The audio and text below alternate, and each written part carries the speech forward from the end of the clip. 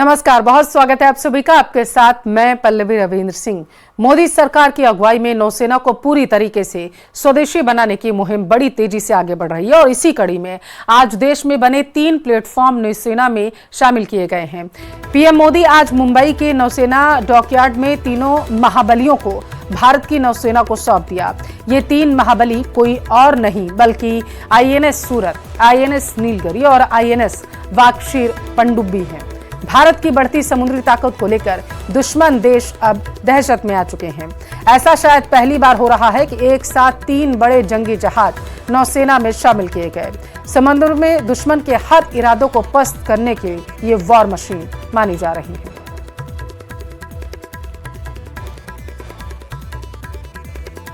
तो आईएनएस सूरत, आईएनएस नीलगिरी और आईएनएस वागशीर जो हैं वो आज सौंप दिए गए हैं। आज भारतीय नौसेना के लिए बेहद ही महत्वपूर्ण दिन था क्योंकि पीएम मोदी आज महाराष्ट्र में मौजूद थे। 15 जनवरी के दिन को आर्मी डे के रूप में भी मनाया जाता है। देश की रक्षा के लिए अपना जीवन समर्पित करने वाले प्रत्येक जाबाज को मैं नमन करता हूं। मां भारती की रक्षा में जुटे हर वीर वीरांगना को मैं आज के दिन बधाई देता हूं। साथियों, आज भारत की समुद्री विरासत नेवी के गौरवशाली इतिहास और आत्मनिर्भर भारत अभियान के लिए भी बहुत बड़ा दिन है। छत्रपति शिवाजी महाराज ने भारत में नौसेना को नया सामर्थ्य दिया था, नया विजन दिया था। आज उनकी इस पावन धरती पर 21वीं सदी की नेवी को सशक्त करने की तरफ हम एक बहुत बड़ा कदम उठा रहे हैं। भारतीय नौसेना की शक्ति और सामर्थ्य के लिहाज से आज का दिन बेहद खास। इंडियन नेवी के इतिहास में पहली बार ऐसा हुआ जब एक ही दिन में 2 शक्तिशाली युद्धपोत और एक बेहद ही ताकतवर पनडुब्बी नौसेना में शामिल हो चुकी हैं। देश के प्रधानमंत्री नरेंद्र मोदी ने इन अद्भुत वॉर मशीनों को अपने हाथों से देश को समर्पित किया है।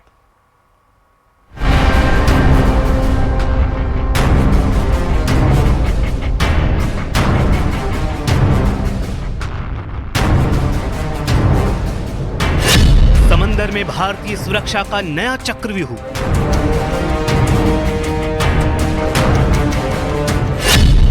दुश्मनों को चौंकाने वाली वॉर मशीन।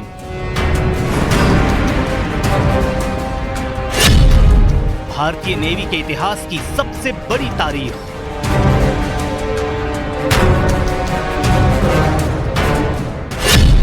समंदर में उतरे सामरिक शक्ति के 3 शाहकार।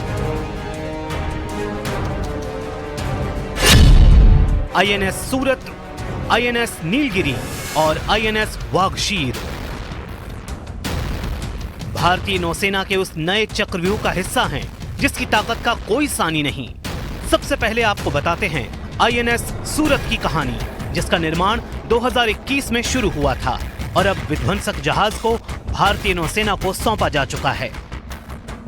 डिस्ट्रॉयर आईएनएस सूरत के सबसे घातक और सबसे इंपॉर्टेंट पार्ट पर इस समय हम मौजूद हैं।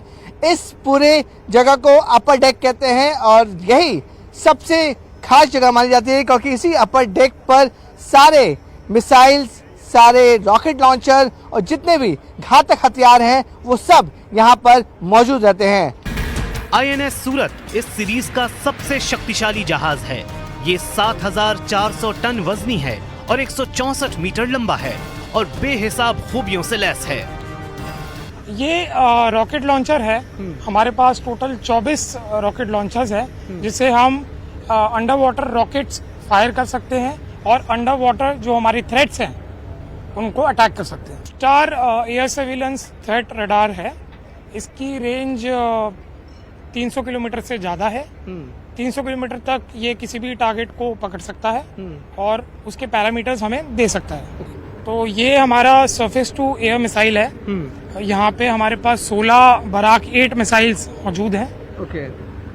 यहीं से मिसाइल स्टोर होती हैं और यहीं से फायर होती है। आईएनएस सूरत की रफ्तार 30 नॉटिकल माइल्स यानी 56 किलोमीटर प्रति घंटा है। अगर समय समय पर इसे रिफ्यूल किया जाए तो ये एक बार में 15,000 किलोमीटर का सफर तय कर सकता है। इस युद्धपोत में एक साथ 300 से ज्यादा सेलर और अधिकारी रह सकते हैं।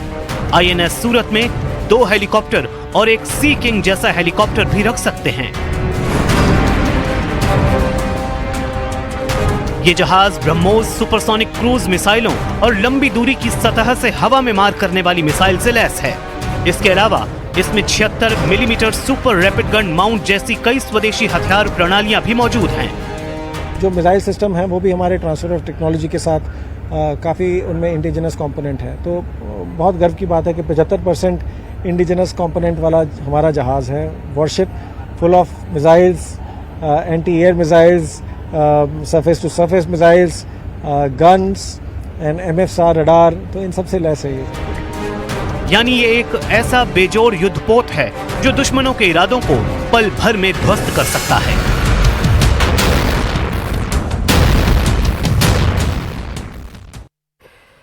और अब आपको आईएनएस नीलगिरी के बारे में बताते हैं। ये एक ऐसा युद्धपोत है जो समुद्र में रक्षा कवच का काम करता है।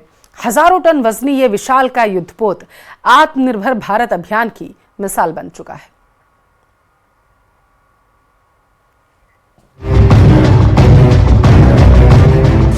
आईएनएस नीलगिरी की ताकत से दहशत में पाकिस्तान।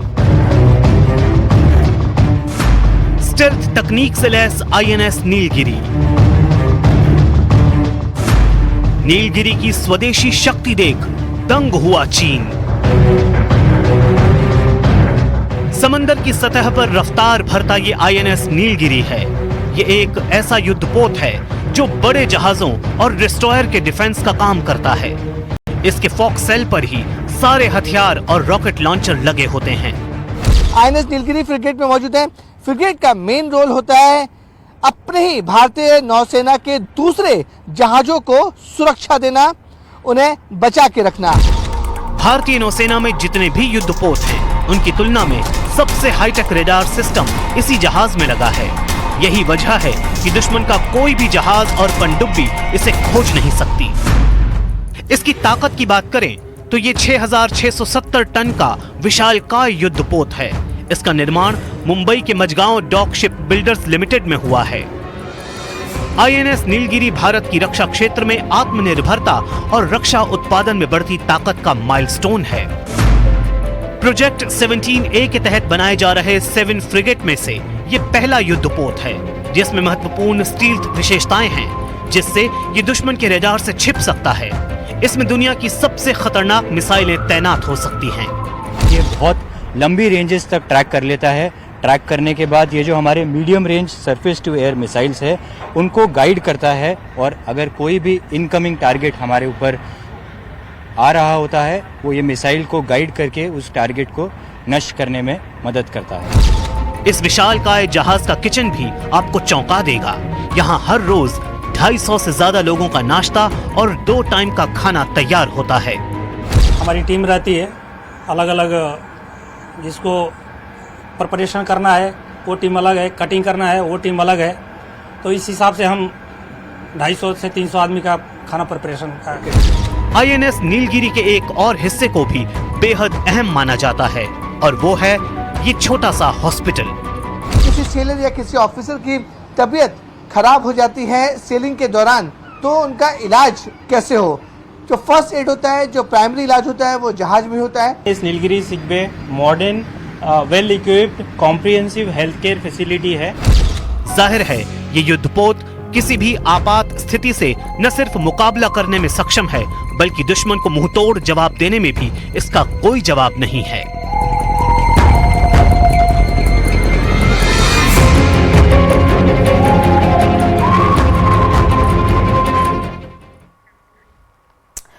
तो समंदर में दुश्मन के हर इरादे को पस्त करने वाली एक और वॉर मशीन भारतीय नौसेना में शामिल हो चुकी है। इसका नाम है INS वागशीर और एक ऐसी सबमरीन जो टारपीडो के साथ साथ बताया जा रहा है कि एंटी शिप मिसाइलों के साथ दुश्मन पर हमला करने की क्षमता रखता है।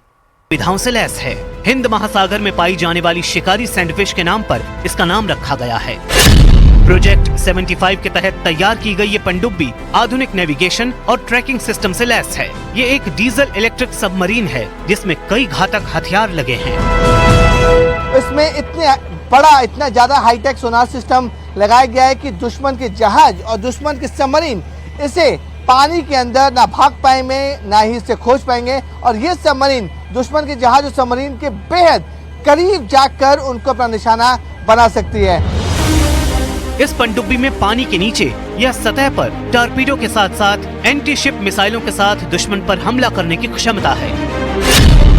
ये 50 दिन पानी के अंदर बिता सकती है। INS वागशीर समंदर में अधिकतम 350 फीट की गहराई तक जा सकती है। इसमें 8 सैन्य अधिकारी और 35 सेलर तैनात किए जा सकते हैं। इनके अंदर anti torpedo counter measure system लगा है। इसके अलावा ये पानी के अंदर 30 बारूदी सुरंगें बिछा सकती है। हमारे पास इसके अंदर टॉर्पीडो मिसाइल्स और माइन हम कैरी करते हैं अलॉन्ग विथ स्मॉल आर्म्स, और हमारे पास सबसे लेटेस्ट सेंसर सोनार्स इसके अंदर मौजूद है। कल्वेरी क्लास की जो खासियत है जो इसको बाकी वर्ल्ड की अदर क्लासेस ऑफ सबमरीन से अलग बनाती है वो है इसका साइलेंट होना, इसका तीव्र होना और इसका घातक हमले जो अपने हथियार के द्वारा ये कर सकती है। INS वागशीर एक बेहद कमाल की पनडुब्बी है। प्रोजेक्ट 75 के तहत लॉन्च हो चुकी INS Kalvari, INS Khanderi, INS करंज, INS वेला के बाद ये 5वें नंबर की यानी आखिरी पनडुब्बी है जो भारतीय नौसेना की ताकत में अभूतपूर्व इजाफा करने जा रही है।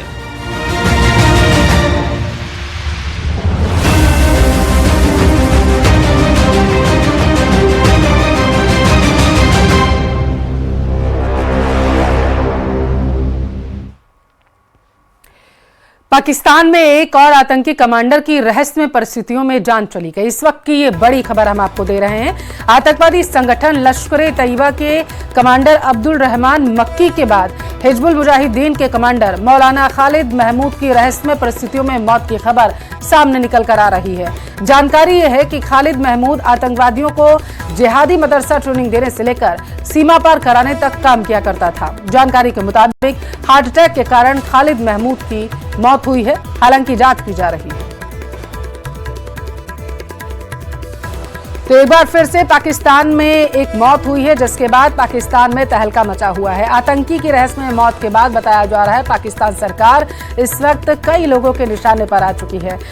जानकारी यह है कि खालिद महमूद की जो मौत हुई है वो हार्ट अटैक से हुई है। हालांकि क्योंकि इससे पहले भी हिजबुल मुजाहिदीन के कमांडर मौलाना खालिद महमूद के पहले एक और व्यक्ति की जान गई थी, जिसकी वजह से तमाम तरीके के सवाल जो है वो उठ रहे हैं कि एक के बाद एक पाकिस्तान में मुजाहिद से जुड़े व्यक्तियों की जो मौत हो रही है वो आखिर क्यों हो रही है, और इस वजह से संदेह के घेरे में है। और यही वजह है कि पाकिस्तान सरकार पर अब कई तरीके के सवाल उठाए जा रहे हैं। तो आतंकवादी संगठन लश्कर-ए-तैयबा के कमांडर अब्दुल रहमान मक्की के बाद हिजबुल मुजाहिदीन के कमांडर मौलाना खालिद की भी जान चली गई है।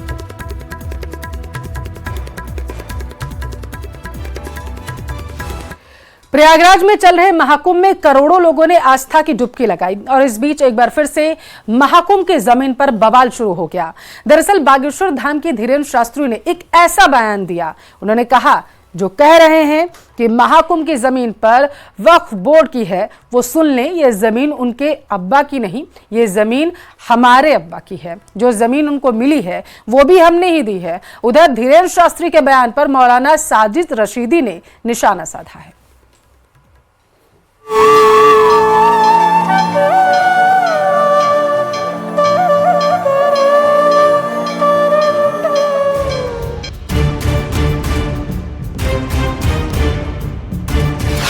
कुंभ की जमीन फिर घमासान।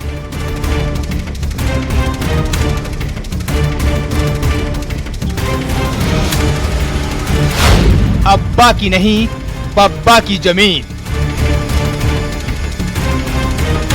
उनका उनसे कह दो कि तुम्हारे अब्बा की नहीं है, ये हमारे बब्बा की है।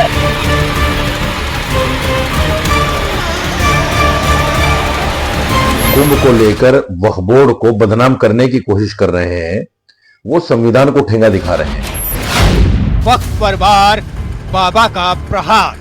हमने तो दी है, जो तुम्हारे पास है भी वो हमारी दई भाई है।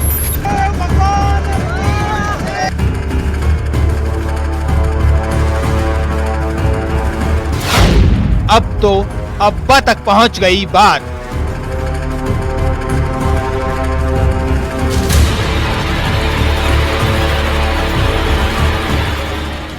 प्रयागराज में महाकुंभ की जमीन को लेकर दावों की कहानी थमने का नाम नहीं ले रही है। वक्फ बोर्ड ने इस जमीन पर अपना दावा किया तो बाबा धीरेन्द्र शास्त्री ने वक्फ बोर्ड को आईना दिखा दिया। आप भी सुनिए बाबा धीरेन्द्र शास्त्री ने क्या कहा। एक भाई साहब अभी बयान दे रहे थे, बोले ये जो कुंभ की भूमि है ये जो है वक्फ बोर्ड की जमीन है। हमें खबर मिली, फोन आया कि गुरुजी ये तो वक्फ बोर्ड की जमीन है। उनका उनसे कह दो कि तुम्हारे अब्बा की नहीं है, ये हमारे बब्बा की है। क्योंकि इस्लाम धर्म का प्रारंभ भारत से नहीं हुआ, अरब देश से हुआ। सुना आपने, यही नहीं, धीरेन्द्र शास्त्री ने इस्लाम धर्म को लेकर भी बड़ा बयान दिया है। धीरेन्द्र शास्त्री ने ये भी बताया कि ये जमीन किसकी है। भारत तो गोपाल की भूमि है, तो यहां तो सब गोविंद जी का है। तो हमने तो दी है, जो तुम्हारे पास है भी वो हमारी दई भाई है। बाबा भी नहीं है, खुद कहते हैं बाबा नहीं है, मैं बाबा नहीं हूं। और जिस तरह से वो पूरी महफिल में लाखों लोगों के सामने जिस तरह का ढोंग करते हैं, पाखंड करते हैं, उसको सारा देश जानता है। इसलिए उनको चूंकि संविधान का ज्ञान नहीं, इसलिए वो इस तरह की बातें कर रहे हैं। ये कोई पहली बार नहीं है जब कुंभ की जमीन को लेकर वक्फ बोर्ड ने दावा किया हो। इससे पहले भी ये बात वक्त वक्त पर सामने आती रही है। देश की संसद जिस जमीन पर बनी है उसको भी वक्फ की संपत्ति होने का दावा किया गया और कुंभ की जमीन को लेकर भी दावों की यही कहानी है। Bureau report, news 18। भारतीय नौ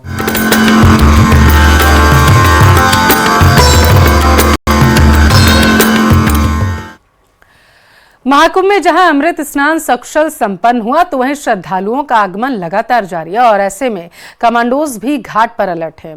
एनएसजी की 5 अलग अलग टीमें संगम के दोनों किनारों पर तैनात की गई। प्रयागराज से अमित गंजू की स्पेशल रिपोर्ट देखिए आप। महाकुंभ में जहां एक और पहला अमृत स्नान हो चुका है, मगर उसके बाद से भी पुलिस की टीम मुस्तैद और यहां तक कि एनएसजी के कमांडोज भी चप्पे चप्पे पर नजर बनाए हुए हैं। और आप देख सकते हैं कि एनएसजी के कमांडोज कैसे अपने पोजीशन में हैं। यहाँ जो भी टीम मौजूद है, अपने एनएसजी के लोग पूरी एक टीम को पूरा स्कैटर्ड करके रखा हुआ है। और जहां जहां पॉइंट्स हैं, खासकर जहां वीआईपी घाट है या जहां मेन घाट है, उन तरफ के एनएसजी के कमांडोज जहां एक और मोटर बोट से पूरा निगरानी कर रहे हैं, तो वहीं आप देख सकते हैं कि ये कमांडोज पूरी तरीके से मुस्तैद हैं और अपने अधिकारियों के आदेश का इंतजार के लिए हमेशा तैयार रहते हैं। क्योंकि जिस प्रकार से ये इनको वर्क एंड ड्यूटीज दी गई है, इनका एक पॉइंट बनाया गया जिसे अलर्ट पॉइंट कहते हैं। और ऐसे में एनएसजी के कमांडोज इस अलर्ट पॉइंट पर हैं और इनके साथ इनके एडिशनल एसपी यहाँ मौजूद हैं, गाइडलाइंस दे रहे हैं क्योंकि अपने कैंप कैसे अलर्टनेस करनी चाहिए उसके साथ लोग यहाँ मौजूद हैं। विजिलेंस सोनू मंडल के साथ अमित गंजू, न्यूज़ 18 कुंभ। महाकुंभ में आज तीसरे दिन भी श्रद्धालुओं की भारी भीड़ है और इसी में बताया जा रहा है कि यूरोप की एक महिला संगम तट पर आस्था की डुबकी लगाने पहुंची। महिला श्रद्धालु वेशना यूरोप में एक सॉफ्टवेयर इंजीनियर हैं, जिन्होंने पिछले 3 दिन में 3 बार आस्था की डुबकी लगाई। इन्होंने महाकुंभ के इंतजाम को लेकर योगी सरकार की जमकर तारीफ की है। आज महाकुंभ का तीसरा दिन है। तीसरे दिन भी भक्तों का तांता लगा हुआ है। देश नहीं विदेश के भक्त भी यहाँ पहुंच रहे हैं। यूरोप से आई एक लेडी यहाँ मौजूद है, उनसे बात करते हैं। Ma'am, where exactly you are from? I am from Croatia, Europe. What is that you find here in this Mahakumbh? It is really beautiful to be here. I'm really blessed that I'm here, and I thank Mahadev for that. Do you really think you're being blessed to see this? Yes, yes. It's your first trip to India or this No, place? this is my 6th trip to India. And what about this Sangam? Sangam first time. And what is the first reaction what you find, ma'am? It was beautiful. I have a nice feeling. I feel peace. You feel peace? Yes. And what about the people of here? What is about the administration and all Everybody is really beautiful. Everybody is kind and nice to me. And what do you say about the arrangements government has done here, state government has done here? It's great job they're doing. It's a great job. Yes, yes. And is it a planned work? Do you agree with it? Is it Yes, yes, Is it? yes. What is that you want to tell my viewers of News 18? What about you? What is you? I am really happy to be in India, and you have a very, very beautiful country. So thank you for welcoming here. Mahakumbh में विदेशी श्रद्धालुओं के आने का सिलसिला जारी है। संगम के तट पर वेस्ट जर्मनी के क्लोन से आए बुजुर्ग दंपति दूसरी बार संगम पहुंचे और व्यवस्थाओं को लेकर सरकार का धन्यवाद दिया। और इस मौके पर हमारे संवाददाता अमित गंजू ने जर्मनी के बुजुर्ग दंपति से खास बातचीत की। इस महाकुंभ में आज तीसरे दिन भी विदेशी श्रद्धालुओं का तांता लगा हुआ है। जर्मनी के क्लोन से एक सीनियर सिटीजन आए हैं, दोनों हस्बैंड एंड वाइफ यहाँ हैं और ऐसे में दोनों यहाँ मौजूद है। दोनों 70 इयर्स की एज के हैं और रिटायर्ड हो चुके हैं और यहाँ पहली बार पहुंचे। Sir, what is your first impression when you have been in this place? It's amazing, amazing, Amazing. amazing. What is that you want to share? Was soll ich sagen? Was meint ihr? I don't know. Achha, are you happy? It's crazy. Achha, are you happy with the arrangements of government? What they're taking Yes, care yes, of? yes. Very fine. Very good, yes. And what about you, ma'am? Yeah, it's gorgeous. I amazing. can't say anything else. It's really, really gorgeous. Is it your first trip to Sangam? No, it's our 8th trip to India. First to Sangam. Here we have been twice. Twice, yes. And what is the difference you find in in the first and the second trip? Yeah, now it's overcrowded. Overcrowded. On the first trip it was silence. We were alone. Okay. Had made a boat trip through Now are you happy to see all the things? Of course, we are. And what about the arrangements they have done? Government has done. Are you happy to see the arrangement and Yes, I think everything is very well organized. I think so, yes. To all parking, all. Yes. We are stay in Varanasi in a hotel and then we come here.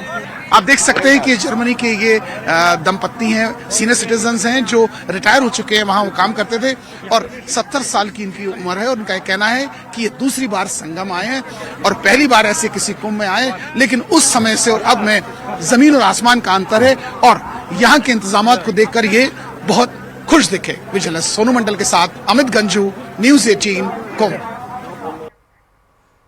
और यहाँ वक्त है एक छोटे से break का।